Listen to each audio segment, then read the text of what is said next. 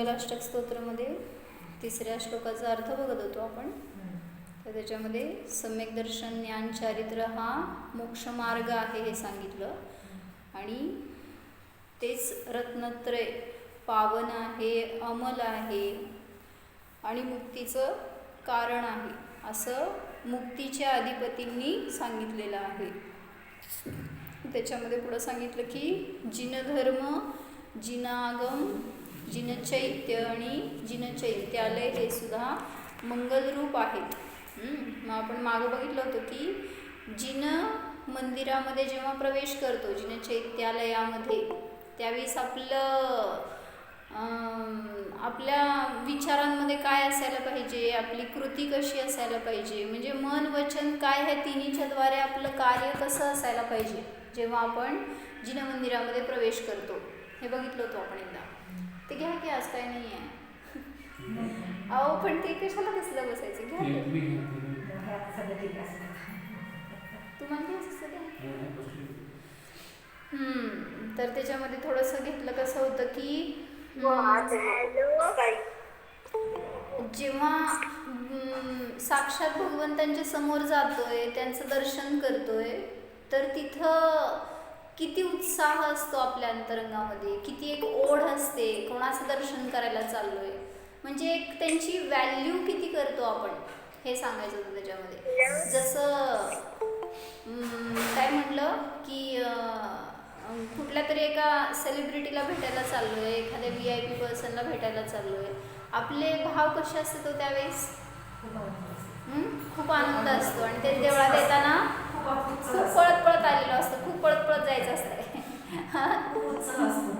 म्हणजे एक समोर बघा ना, देवाला ठेवा थोडंसं बाजूला जाऊ देत, आणि एखाद्या घटनेला बघा की जिथं आपण त्या एका महत्त्वाच्या व्यक्तीला भेटायला चाललोय, काहीतरी आपलं समजा इम्पॉर्टंट काम आहे, घराचे कागदपत्र वगैरे करायची आहेत, आणि तोच एक मेन पर्सन आहे ज्याने एक सही केली की सगळं काम होणार, असं काहीतरी जर असेल तर तो त्यांनी टायमिंग दिलं तुम्हाला, याच टाईमला या आणि याच टाईममध्ये मी भेटणार वगैरे, काय अपॉइंटमेंट दिली होती त्यांनी, आणि त्या टाईमला आपण जात असताना त्याच्याबद्दलचे एक विचार अंतरंगामध्ये, त्यांनी काहीतरी आडवं करू नये, काहीतरी वेगळे प्रश्न विचारू नये, आपलं काम चांगलं व्हावं, इतका तो इम्पॉर्टंट व्यक्ती आपल्याला भेटणार आहे वगैरे, असे किती विचार डोक्यामध्ये, आणि मग तेवढी आतुरता, आज काम होणारच आहे पूर्ण, त्यामुळं लगेच भेटायचं, लगेच करायचं काम, इतकी तिथं उत्कंठा, एक जिज्ञासा लवकर होण्यासाठी वगैरे, किंवा भेटीची ओढ, असं मला सांगायचं होतं. आणि तेच म्हटलं मग समोर घ्या आता भगवंतांना. जेव्हा आपण त्या भगवंतांच्या दर्शनाला चाललोय त्यावेळेस तिथे आपल्या परिणामामध्ये काय असतं, ते दिसतात का, जेव्हा निघाला घरातून त्यावेळेस त्यांचं दर्शन करायला चाललोय अशी त्यांची एक मुद्रा आपल्या डोळ्यासमोर किती असते. बाहेरचे बाकीचे सगळे दिसत असते देव सोडून, देवळात गेल्यावर त्या देवाच्या समोर उभारल्यावर सुद्धा देव सोडून बाकी सगळे दिसत असते, मग कुठून तिथं बाहेर असताना तर आठवणार आहेत.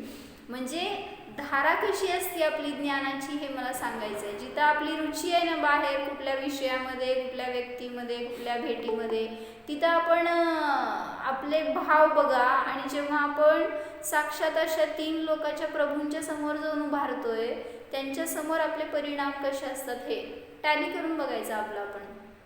मग तिथं त्यांनी सांगितलं की काय इतकं इम्पॉर्टन्स देता तुम्ही देवाला, असं एकाने विचारलं.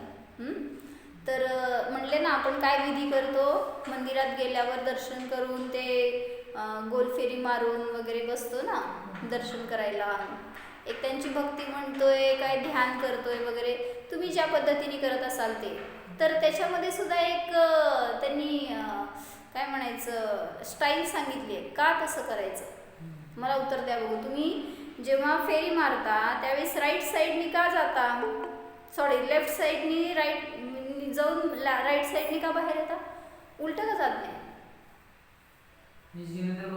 सरळ मार्ग स्वीकार करायचे म्हणून असं काय. आता बरं ठीक आहे, तुमचं ते व्ह्यू आहे. दुसरं उत्तर अजून, जेव्हा तुम्ही देवदर्शन करता त्यावेळेस अशीच फेरी का मारता, कशी मारता, क्लॉकवाईज मारता का अँटी क्लॉकवाईज मारता. क्लॉकवाईजच मारतो, बाकीच्या इतर ठिकाणी नाही, इतर पण कसं त्या लग्न करताना त्या हे होमाला यज्ञाला तुम्ही केलं असलं तर, किंवा काय ते असेल जे त्याला तुम्ही फेरी मारत असताना कुठून मारली होती आठवते का? कुठलं काय आठवण दिसत नाही, सगळं आंधळं झालं होतं, पहिरं झालं होतं त्यावेळेस. म्हणूनच पडलं डोळ्यात. मग तिथं पण सांगितलं अशीच क्लॉकवाईजच असते. फक्त एक शेवटची विधी सांगितली कुठली, जेव्हा अंत्यविधी करतो ना त्यावेळेस तिथं अँटी क्लॉकवाईज असते, सगळं उलट असते. बाकी सगळीकडे आपण फेरी मारताना कशी लेफ्ट साईडनी जाणार आणि राईट साईडनी बाहेर येणार का, हे मी सांगायला तुम्हाला की इकडून तिकडं जायचं आणि तिकडून इकडं नाही जायचं वगैरे. पण का हे माझा प्रश्न आहे. कोण सांगतं सांगा उत्तर. अशीच फेरी का मारायची मनीषा ताई? USA.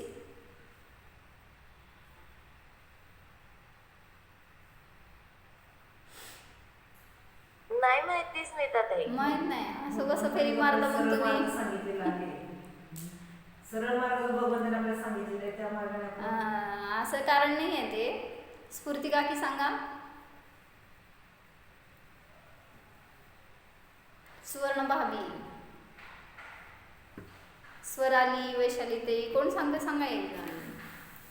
म्हणजे काय आपण अंधानुकरण करतो का? मागच्यानी फेरी मारली की नाही जायचं त्याच्या मागं. लहान पोरं काय करतायत, चालले तुम्ही तर तुमच्या मागे निघून जात आहे. तसंच आपण पण काय करतोय, आंधळ्याप्रमाणे जो काय रास्ता कोणी दाखवला त्या रस्त्याने निघालो. असं नाही आहे, समजून करा ना तिथं काय आहे त्याचं मागचं थेरी.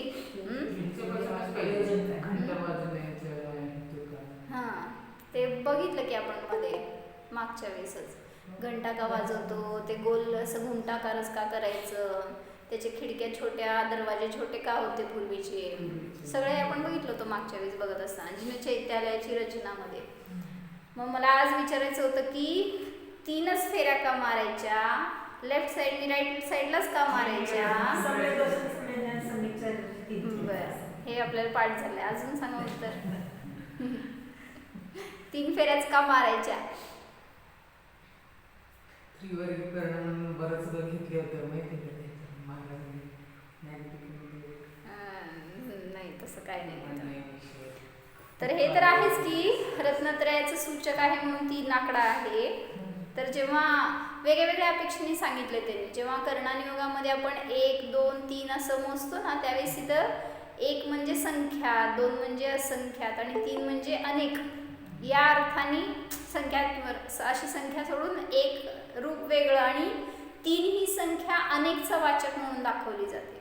मग मी 3 फेऱ्या मारतो असाच भाव नाहीये, हे भगवान मी अनेक फेऱ्या मारतोय तुम्हाला, म्हणजे अनेक वेळा मी तुमच्या शरण जातोय, तुम्हाला वंदन करतोय, तुमची भक्ती करतोय. अनेक वेळा मी असे अनेक भाव फिरलोय आणि त्याचा अंत करण्यासाठी मी तुम्हाला अनेक फेऱ्या मारतोय, असं एक भाव आहे त्याच्यामध्ये. 3च मारायला पाहिजे असं नाही, तुम्ही अनेक मारला तरी पण चालतंय. आता आम्ही एकदा मध्ये ह्याला गेलो होतो, कुठं कचनेरला वगैरे, किंवा आणि कुठं ते पैठणला. त्यांची आता ती मिथ्या मान्यता असते तर आपल्याला माहित नाही बरं का. ते एक माळ घेतात आणि कुठलं तरी जप आहे त्यांचं, त्या देवाला मूल नायक जिथं आहे त्याला फेऱ्या मारायच्या. मग ते खाली काय जीव दिसते नाही दिसत कोण, आणि ते हातात मणी फिरायले, तोंडात ते जाप फिरायलेत आणि सगळे आपले डोळे फिरायलेत सगळीकडं. काय झाले जाप म्हणजे भावना बघा ना मागं काय आहे आणि कशा रीतीने तुम्ही क्रिया करताय. जसे करतोय कशासाठी आपण ते जाप करतो, भक्ती करतो, समोर भगवंतांच्या काहीतरी म्हणताय, का म्हणायचंय? विशुद्धीसाठी ना, एक विशुद्धीला प्राप्त होण्यासाठी. मग जाप करायला बसलोय आणि डोळे उघडे ठेवून करतोय तर किती विशुद्धी होणार. मग तिथं म्हणलं म्हणून की जर आपल्याला खरोखर तसं त्रास झाला असेल ना की भवात आलोय, हे फिरतोय, संसार करतोय, कर्मांचा असा उदय येतोय, सगळे दिवसभरातल्या कटकटी, याचं खरोखर त्रास आला असेल ना, ह्याचं कधी अंत करेन या भावनेने जाऊन देवासमोर बसा. फक्त संकटातच नाही तर सुखाच्या प्रसंगामध्ये सुद्धा हा सुद्धा नष्ट होऊ दे हे भाव असतात का आपले. एकदम धनलाभ झाला एवढा मोठा, काय काका हे जागा मिळाली तुम्हाला बाय चान्स, ज्या दिवशी त्या दिवशी काय वाटलं होतं, इकडचं कंपाऊंडमध्ये जागा मिळाली नाही किती आपण हळहळ केलं होतं, आणि ती जागा मिळाली की अरे वा किती चांगली मिळाली, लगेच मिळाली, बरं झालं मिळाली, एक आनंद असा. म्हणजे मला म्हणायचं आहे की आपण आपल्या परिणामांकडे बघत नाही. कशासाठी सांगितलं उदाहरण? नाही, हे तुमचं उदाहरण का सांगितलं मी फ्लॅट मिळाल्याचं? आनंद काय म्हणून? परिणाम भगवंताला म्हणजे ह्या दुःखातून मुक्त होण्यासाठी ह्या संकट म्हणजे तिच्या समोर जाऊन बसल्यावर आपल्याला तशी भावना असती का की हे म्हणायचं होतं मला की आनंदाचा दुःखाचा प्रसंग तर नष्ट व्हावा म्हणून लगेच जाऊन त्यांच्या पायाशी बसतो आणि सगळं बरोबर विसरला नाही म्हणजे आहे बरोबर. म्हणजे दुःखाच्या प्रसंगाला तर नको संपावं या भावनेने आपण जाऊन लगेच धर्माला शरण जातो, पण जेव्हा सुखाचा प्रसंग आला त्यावेळेस विसरून जातो. किती धर्म आठवला सांगा त्या दिवशी? सगळं उलट कॅल्क्युलेशन सुरू झालं, कधी घ्यायचं, काय काय प्रोसेस करायची, किती काय. धर्म कुठं असं की आपल्याला ह्या धर्माची शरण मिळाली, धर्मामुळं सगळं मिळालं.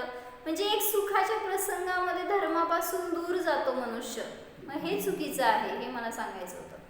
तर जेव्हा तिथे त्यांच्या समोर बसतोय त्यावेळेस तिथं सगळ्या परिणामांचा माझ्या चंचलतेचा, विभावाचा, सगळ्याचा नाश हो ह्याच्यासाठी बसलोय मी, स्थिर स्वभावाला प्राप्त हो, ही भावना असेल तर आपण केलेलं भक्ती पूजन वगैरे सार्थक आहे.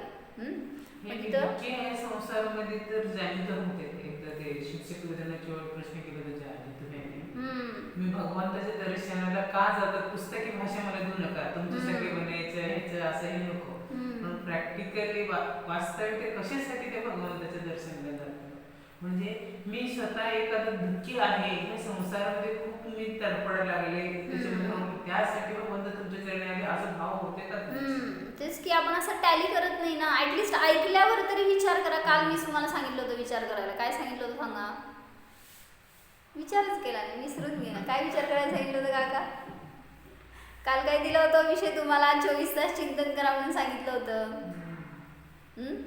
कोणाला सांगितलं होतं काल? मलाच मीच सांगितलं. सोनल काय सांगितलं होतं काल सांगा? पूनम क्रोध करणार नाही.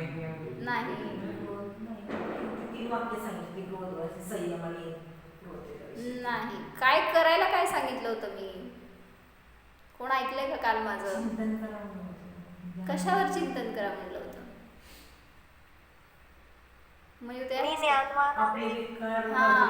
मी ज्ञान आहे एवढ्यावर विचार करा म्हणून सांगितलं होतं ना. आणि मी तुम्हाला सांगितल्याचा परिणाम मी अनेक वेळा विचार केला त्याचा. त्या पायलट सारखं सांगितलं होतं ना की कुठेतरी दूर देशात जाऊन पडलंय माझं मन, असा मी अनुभव केला, म्हणून त्या पीडेला मी सहज सहन करू शकलो, किंवा ती पीडा मला झालीच नाही असा अनुभव झाला, असं त्यांनी त्यांचं एक्सपिरियन्स सांगितलं होतं ना. मग त्याच्यावरनं म्हटलं होतं की आपल्याला सुद्धा दिवसभरातल्या सगळ्या प्रसंगामध्ये मी ज्ञान आहे एवढं जर दिसलं, अशी जर ज्ञानामध्ये धारा असेल आपली सतत की शरीर कुठं मी ज्ञान, मी जाणतोय, मी जाणणारा, ही जर आपली धारा असेल सतत, तर कुठलं दुःख राहिलं आणि कुठलं काय विकल्प, काय म्हणायचं, आकुलता, व्यग्रता कुठं राहणार आहे तशी? मला हे करायचं, ते करायचं, ते करायचं. म्हणजे म्हणलं ना तुम्हाला सांगण्याचं फळ मला मिळालं. ते मी जेव्हा सकाळी ध्यानाला बसले त्यावेळेस तिथं म्हणलं कुठं विसरून गेलो ना सकाळी उठल्यापासून की ज्ञान आहे हे जाणलंच नाही किंवा विचार पण आला नाही तसा. मग ध्यानाला बसल्यावर विचार आला की किती निश्चिंतता आहे. एकदा त्या ज्ञानाचा अनुभव केला किंवा मी ज्ञान आहे असं जेव्हा पाहिलं ना, कुठं मागचं पुढचं सगळं टेन्शन संपलं त्यावेळेस. नाहीतर मग त्या क्षणापर्यंत सारखा विचार काय, पुढं हे करायचंय, तिकडं जायचंय, त्यांना द्यायचंय, आणायचंय, घ्यायचंय, सगळं हेच विचार होते ना पूर्वी पूर्ण. आणि जेव्हा त्या क्षणात बसलो, बस तिथं ज्ञान आहे, काय करतोय, काय करायचंय, कुठं काय राहिलंय किंवा द्यायचं घ्यायचं, कुठले विचारच नाहीत ना. ज्ञान ज्ञान ज्ञान, जाणतोय, या विचारांना सुद्धा जाणतोय, एवढा अनुभव झाला. परत आता संध्याकाळी पण सुद्धा ध्यानाला बसल्यावर तोच विचार आला. म्हणजे कुठल्या तरी एका गोष्टीबद्दल विकल्प झाले, मग ते ध्यानाला बसेपर्यंत ते विकल्प होते. आणि मग त्यांना ते सांगायचंय किंवा हे करायचंय असे काहीतरी विचार सुरू झाले होते. आणि मग तिथं विचार आला की विसरून गेलो आपण ज्ञान आहे जाणायचं. ज्ञान आहे म्हणलं की असं काय म्हणायचं, पुसून टाकतो ना बोर्ड, लिहिलेलं असेल इतकं भरलेलं असेल जर पुसून टाकल्यावर काय वाटतं एकदम कुठलं काय राहिलं तिथं. हा, मग असं वाटलं ज्ञान आहे म्हणलं सगळं पुसून टाकलं. आणि मग एक क्लॅरिटी आली त्या ज्ञानामध्ये, एक विशुद्धी आली. असं पुसले जाणार कधी, जेव्हा त्या ज्ञानाला खरोखर विषय करून अनुभवणार त्यावेळेसच जाणार. नाहीतर मग पुन्हा पुन्हा ते विचार सतवत राहणार आणि ज्ञान जाऊन अज्ञानच राहणार सतत विचारामध्ये. तर 3चं सांगत होते मी, 3 फेऱ्या का मारायच्या भगवंतांना, तर 3 हा अनेकाचा वाचक आहे. ह्याच्यासाठी मी 3च नाही तर अनेक फेऱ्या मारतो.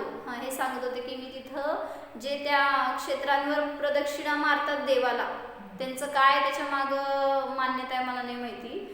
कुठलं तुमचं संकट दूर होणार आणि पाप नष्ट होणार ह्याच्यासाठी म्हणून त्यांनी ते 108 फेऱ्या मारतात देवाला. मग तेच की, म्हणजे किती असलं आपण पण केलंय, अनेक जन्मात केलंय. किती मिथ्या मान्यता असती, त्याच्याने माझं सगळं संकट दूर होणार, माझं पाप नष्ट होणार, माझे सगळे उदय बदलणार. आम्ही जेव्हा समोर दर्शनाला जाऊन बसलो त्यांचं लक्ष आमच्याकडेच होतं. फेऱ्या तर मारत होते. सोवळं घालून जायचं आतमध्ये, तिथलं रूल आहे. बायका असू देत नाही तर पुरुष असू देत, ते सोवळं घालून जायचं, ती माळ घ्यायची आणि फेऱ्या मारायच्या. त्यांचं हातातनं मणी फिरत होते आणि पाय फिरत होते आणि बरोबर डोळे पण फिरत होते. कुठं कोण आलं आणि कोण गेलं आणि काय करतंय, म्हणजे काय उपयोग आहे ना. उलट मला असं वाटलं की दर्शन करणाऱ्यांना डिस्टर्बन्स आहे. म्हणते आम्ही बसलोय तिथं निर्विकल्प दर्शन करायला आणि ते गोल गोल देवाच्या समोर फिरायला लागले. ज्याचं दर्शन व्हायचं ते होणार आहे की, पण अन्यांना सगळ्यांना उलट ते बाधा झाली ना. प्रत्येक जण काय बघणार आहे, एक गेला दुसरा आला, त्याने काय घातलं, ह्याने काय केलंय, ते काय करतोय, तो कसं बघतोय. सगळीकडे उलट न त्यांचं ध्यान आहे ना समोरच्याचं ध्यान आहे करणाऱ्याचं.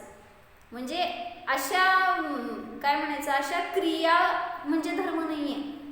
जे काही तुम्ही करता त्याच्यामध्ये भाव असेल ना, एके ठिकाणी बसून तुम्ही 9 जाप केला तरी सुद्धा अनेक कर्मांचा नाश होणार आहे. अनुभूतीपूर्वक 108 फेऱ्या मारल्या म्हणूनच होणार आहे असं नाही आहे. म्हणजे जे जे काही करतो ते ज्ञानपूर्वक भावपूर्वक असेल तर त्याचं फळ चांगलं आहे. अन्यथा उलट त्याच्या निमित्तामध्ये म्हणलं की त्या मुलींना पण पडगाहन करताना फेऱ्या मारतात. मग एकदा असंच सोलापूरला एक मुनी आले होते आणि ते असं घराबाहेर उभारले असताना घराबाहेरच फेऱ्या मारत होते सगळेजण त्यांना. आणि काय तिथं विवेक नाही, 1 नाही 2 नाही 4 नाही 8-10 जण फेऱ्या माराले. एक मुनी एवढीशी जागा आणि असे इतके जण फेऱ्या मारत होते. आणि मग कोणाचं पाय शेणात पडतंय, कोणाचं पाय कुठं घाणीत पडतंय, कुठं कोणाचं लक्ष आहे. आणि सोहळ्यात सगळे. एक दिवस महाराजांना दिसलं, महाराजांनी सगळ्यांना बाजूला करून टाकलं आणि मग घराच्या आत जाऊन शेवटी त्यांनी मग तिथं विधी केली की फेऱ्या मारायचं वगैरे असं. म्हणजे कुठं काय तिथं विधी राहिली का, काय तिथं शुद्धता राहिली. मग म्हणजे असं पण अविवेकाने करणं योग्य नाही आहे. मग त्यांनी समजावून सांगितलं महाराजजींनी की तुम्हाला जीव बघायला पाहिजे, पायात कुठं मरतायत का, लक्षच नसतं ना कुठं त्याचं काय. करतात की तसं ते नवरा बायको असते किंवा असं काय त्यांची जसं काय धारणा असतं त्यानुसार करतात. पण असं अविवेकाने गोंधळ करून किंवा त्या गर्दीमध्ये किती तुमच्याकडनं जीव अहिंसा पाळली जाणार आहे, शुद्धता पाळली जाणार आहे. उलट तिथं ते जास्त हिंसक कार्य झालं. म्हणून त्यांनी तिथं सगळ्यांना त्या प्रवचनामध्ये सांगितलं होतं त्या दिवशी की कसं विधी करायला पाहिजे. ठीक आहे, चला पुढे जाऊ दे, आपला विषय नाही तो. मला काय सांगायचं होतं, 3 फेऱ्या का मारायच्या, तर 3 हा अनेकाचा वाचक आहे. आणि मी अनेकदा हे प्रभू तुम्हाला वंदन करतो, तुमच्या शरण जातो, तुम्हालाच मी आदर्श मानतो, अशी एक अनेक रूपाने भक्ती करण्यासाठी म्हणून सुद्धा 3 फेऱ्या मारल्या जातात. पुढे तर घेतलंच की 3 म्हणजे सम्यक दर्शन, सम्यक ज्ञान, सम्यक चारित्र्याचं सूचक आहे म्हणून 3 फेऱ्या मारल्या. आणि 3 सांगितलं काय, देव, शास्त्र, गुरु हे सुद्धा 3 आहे. म्हणून पहिली फेरी देवाला, दुसरी गुरुला आणि तिसरी शास्त्राला, असं नाही. फक्त शास्त्र गुरु हे सुद्धा 3चं वाचक आहे म्हणून म्हटलं जातं की 3 फेऱ्या मारल्या जातात. तर अनेक चक्कर मारलेत संसारामध्ये, त्या सगळ्या परिभ्रमणाचा नाश हो ह्याच्यासाठी मी अनेक फेऱ्या मारतो, हा भाव आहे मागं त्याच्या. आणि म्हणून मी भगवान तुम्हाला नत जातो, नमस्कार करतो, तुमच्याच मी शरणी आहे असं सांगितलं तिथं. स्मिताताई, बोला. फेरी क्लॉकवाईज का मारायची? हां सांगितलं की मी, ते सांगायला लागले. 1 मिनिट, तुम्ही सांगा की का मारली, नवऱ्याबरोबर मारली की नाही फेरी, का मारली?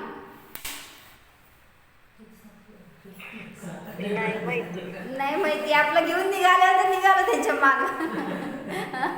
कशाला मला घेऊन चाललाय म्हणलं नाही, मी येत नाही तुमच्या बरोबर म्हणलं नाही. मग तिथं सांगितलं की जे त्याच्या मागे एक काय म्हणायचं, काय आहे, एक सायन्स आहे म्हणा किंवा एक तथ्य आहे का करायचं तसं. तर त्यांनी सांगितलं पूर्वीपासून आहे ना ही प्रथा, असं नाही आहे की नवीन सुरू झालंय. मग सगळ्या गोष्टीमध्येच तुम्ही अशी फेरी मारताय तर त्याच्या मागं एक गोष्ट आहे. तर ती सांगितली त्यांनी की जे कोणी पूज्य असतात त्यांना राईट साईडला ठेवलं जातं, ते राईट साईडला बसतात, मग त्यांच्या राईट साईडला बरं का. असं म्हणजे आता बघा की आम्हा दोन्ही बसतात त्यावेळेस कोण कुठं बसतंय, दोन्ही जर एका वेळेस समोर बसले तर कधी बघितलंय तुम्ही, सांगा मोठ्या आम्हा कुठं बसते. म्हणजे तुमच्या साईडनी बघू नका, ते दोघं जण तुमच्या समोर बसले तर त्यावेळेस ते त्यांच्या उजव्या साईडला असतात. म्हणजे जे पूज्य असतात, जे श्रेष्ठ असतात, जे उच्च असतात ते नेहमी राईट साईडला असतात. मग त्यांनी एक तिथं काय सांगितलं, जेव्हा तुम्ही क्लॉकवाईज फेरी मारताय त्यावेळेस एंट्री करताना डाव्या साईडनी जातोय आपण आपल्या, आणि भगवान समोर बसलेत असे. मग जेव्हा आपण या साईडनी जातोय तेव्हा भगवान कुठल्या साईडला आले, राईट साईडला आले. आणि मग अशीच फेरी मारताय शेवटपर्यंत सांगितलं ते भगवान तुमच्या उजव्या साईडलाच असतात. आणि मग जेव्हा तुम्ही दर्शन करून समोर येता त्यावेळेस सुद्धा सांगितलं भगवान उजव्या साईडलाच असतात. मग त्यांनी तेवढं उत्तर दिलं की जे कोणी पूज्य असतात त्यांना नेहमी हा उजवं साईड म्हणा राईट साईड म्हणा, काय म्हणायचं, दोन्ही बाजूंपैकी श्रेष्ठ उजवी म्हटली जाते. मग म्हणून जे पूज्य असतात ते नेहमी उजव्या साईडला बसतात, म्हणून लेफ्ट साईडने फेरी मारली जाते. पती पत्नीमध्ये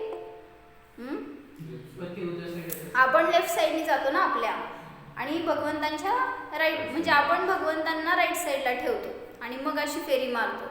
मग हे तथ्य त्यांनी तुमच्या लग्नाच्या 7 फेऱ्यांमध्ये पण सांगितलं. आणि मग शेवटी काय होतंय, 6 फेऱ्यापर्यंत कोण पुढं असते हो, मला नाही माहिती, लक्षात पण नाही आपल्याला बरं का, ऐकलेलं आहे पण लक्षात नाही आहे, विसरून गेलाय. तर 6 फेऱ्यापर्यंत बायको पुढं असते.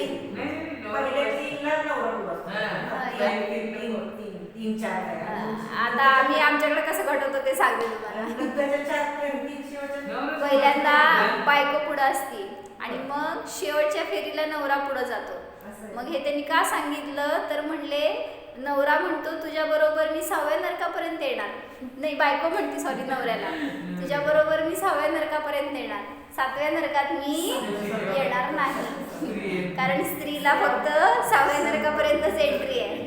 नवऱ्याला म्हणते ती तुला जायचं असलं तर 7व्यात जा, मी येणार नाही. म्हणजे म्हणून तिथं म्हणलं की त्यांनी 7व्या फेरीला पुरुष पुढं असतो असं मी ऐकून आहे बरं का, असं आपल्याला लय माहित नाही. मग तिथं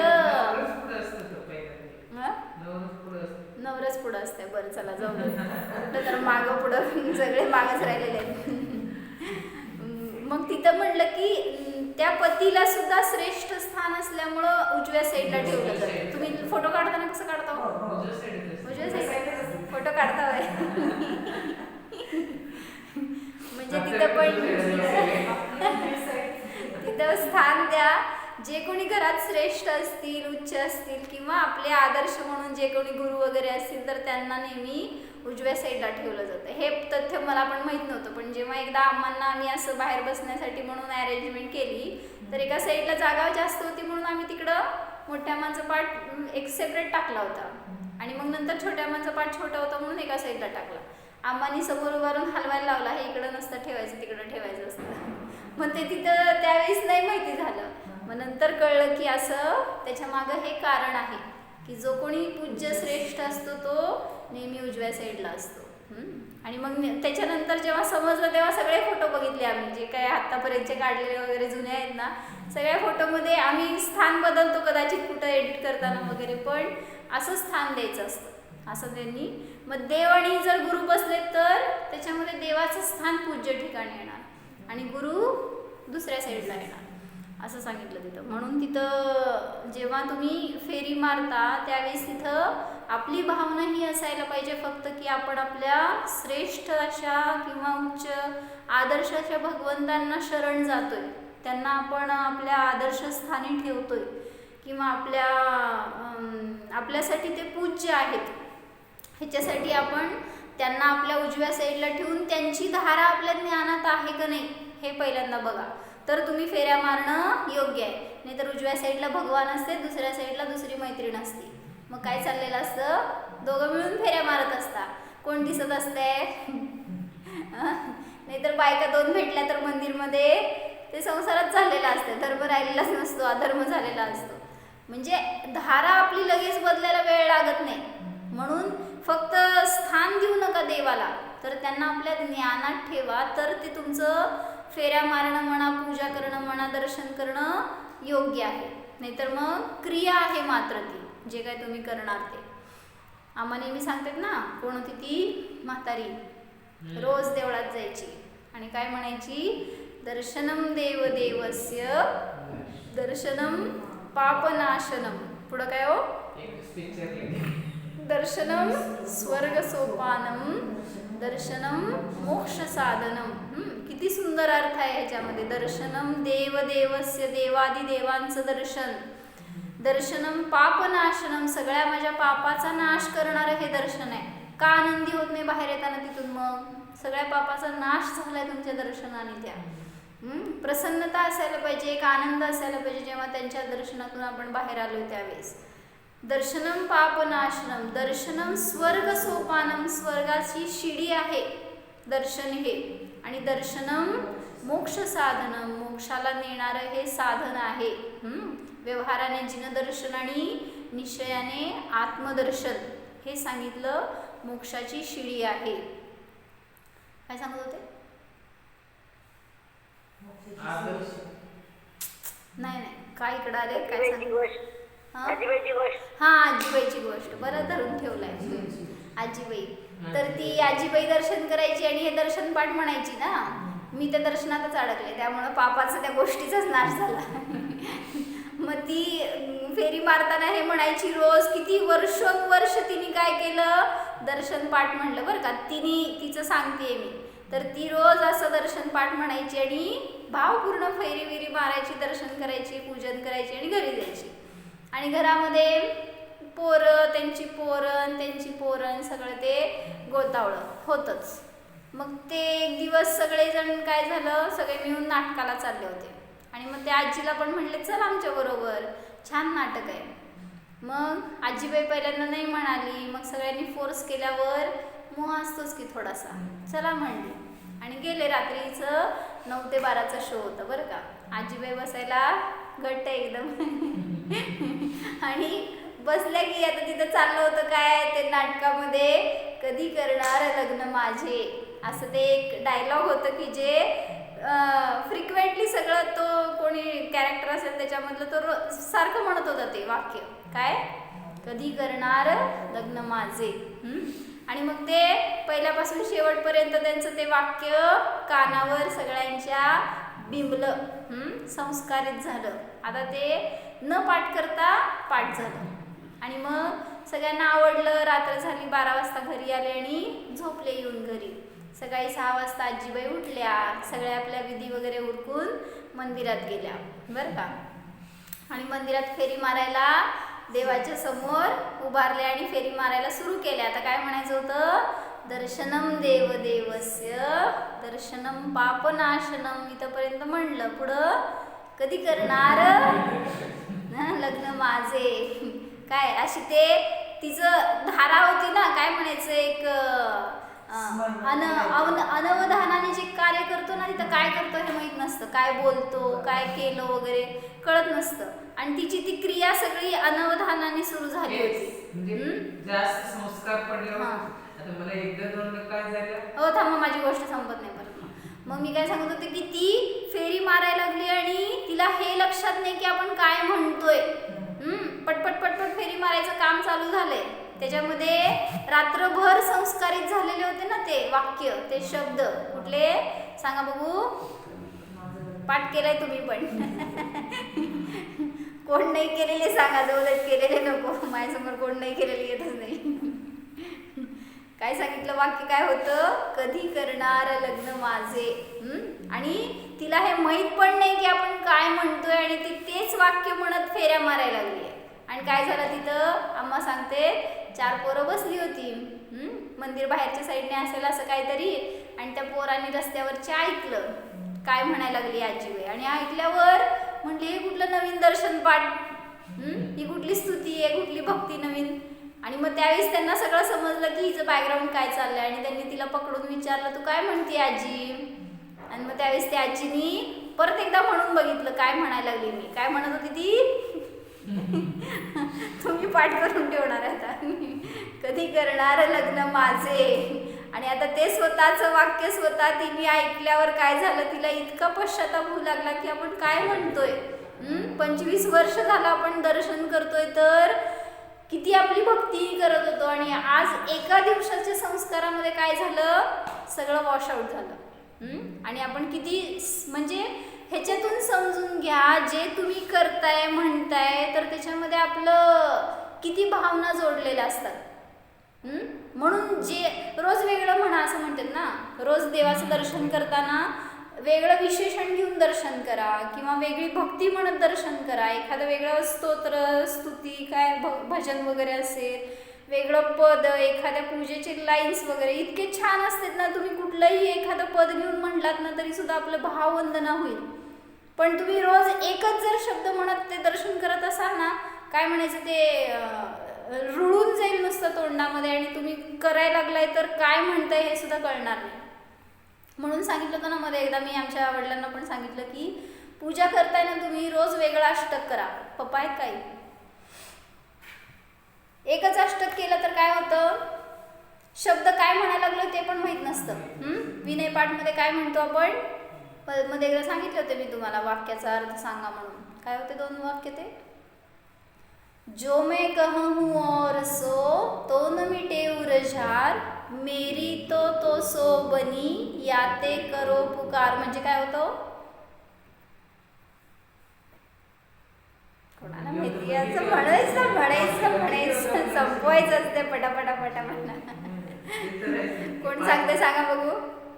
जो मैं कहूँ और सो तो न मिटे उरझार, मेरी तो सो बनी याते करो पुकार. काय सांगा, कोण सांगते. सुमत भैया सांगा,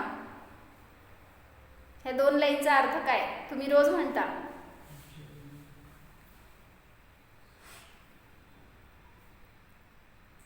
भाषा पण थोडी वेगळं वाटतं होय ना. शब्द जे येत नसतं ते वेगळं वाटतंय. नाही शब्द अर्थ जो मैं कहूँ और सो तो न मिटे उरझार. ऊर्जा म्हणजे म्हणजे मी तुम्हाला विचार, तुम्ही माझ्याकडे काढून घ्यायला लागलाय. दीपा भाभी सांगा अर्थ. तुम्ही सांगितलं वाचून होतं काढ. सगळे म्यूट होऊन बसलेत का बरं. सोनल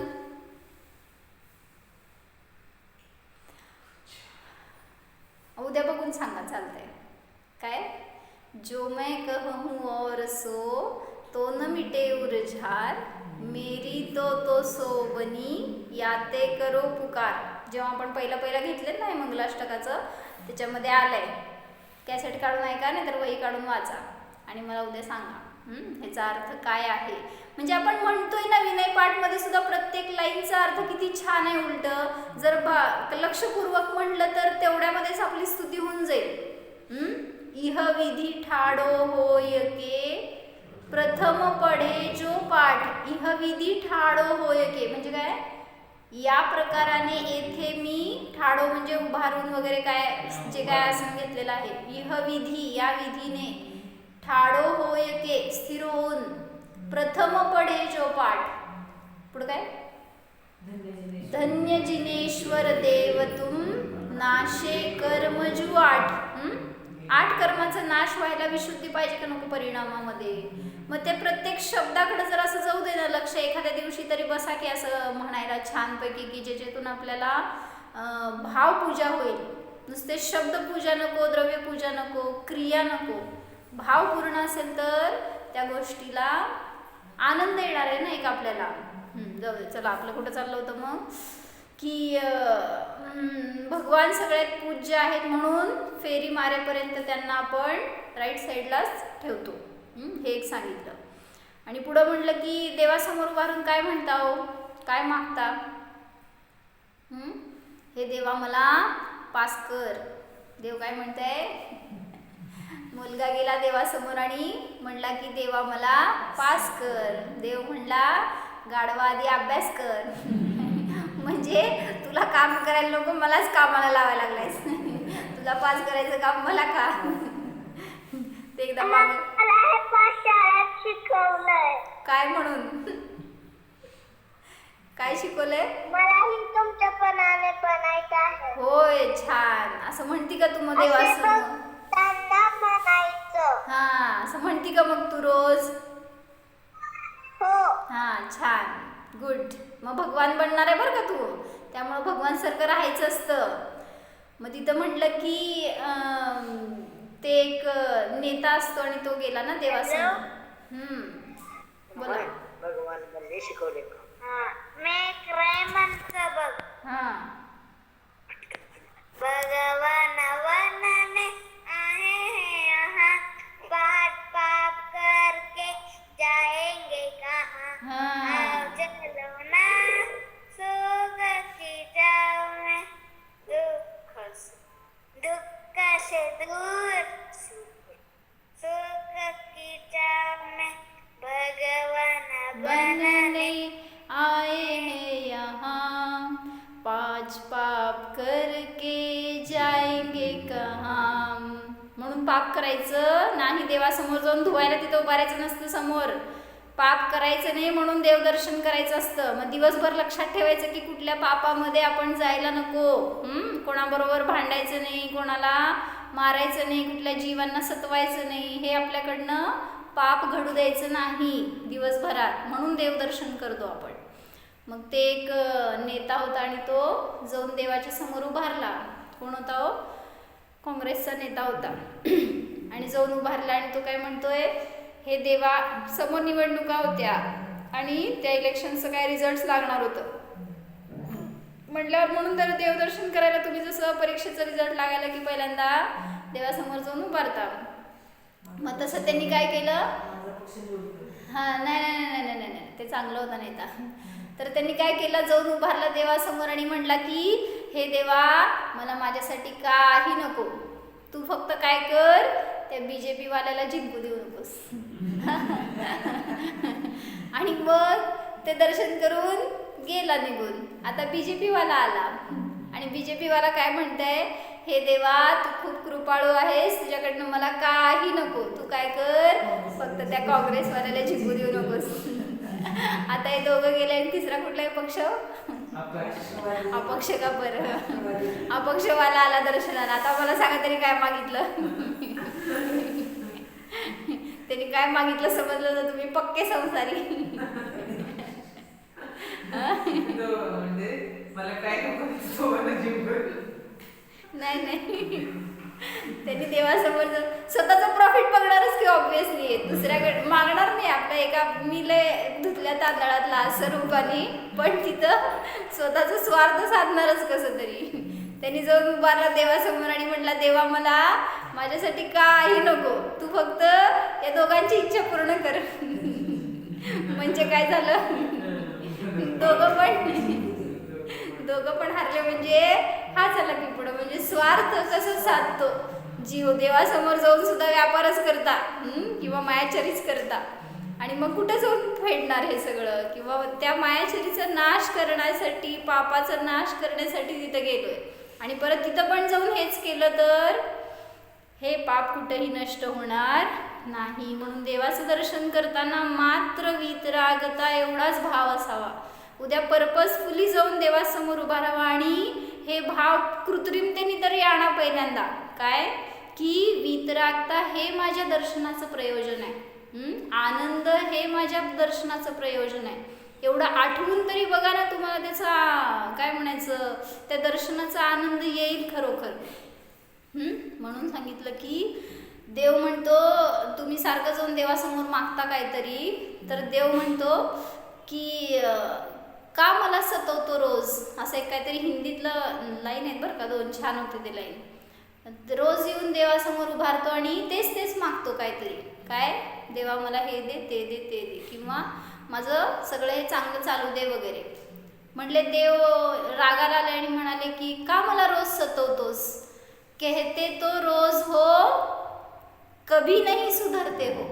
म्हणजे रोज म्हणतोयस की मी काय ते दोन लाईन आहेत ना ह्याच्यामध्ये तुमच्या बहुमूल्य विचारमध्ये, तत्वविचारमध्ये, काय बरं, बहुमूल्य तत्वविचारमध्ये दोन वाक्य आहेत ना ते, संसार का बढ़नारे नरदेह की यह हार है, नहीं एक पल तुझको रे इसका विवेक विचार है.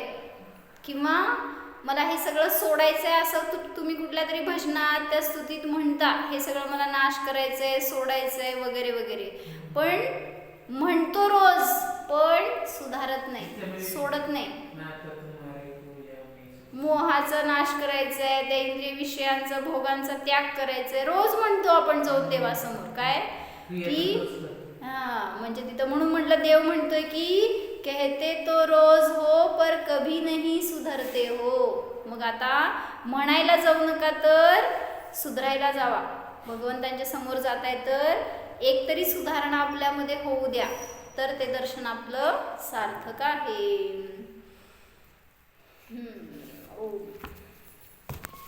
उद्याचा अभ्यास आहे, लक्षात ठेवा. काय अभ्यास आहे, जो मैं कहूँ और सो तो न मिटे उरझार, मेरी तो सो बनी याते करो पुकार.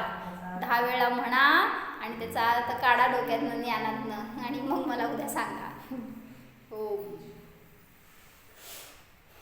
जाणा.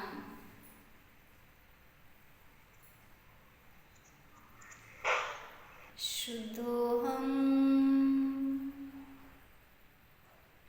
वीतराग स्वरूपोहम,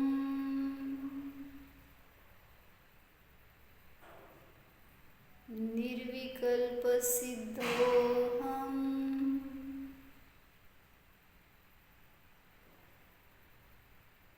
निष्पाप स्वरूपोहम.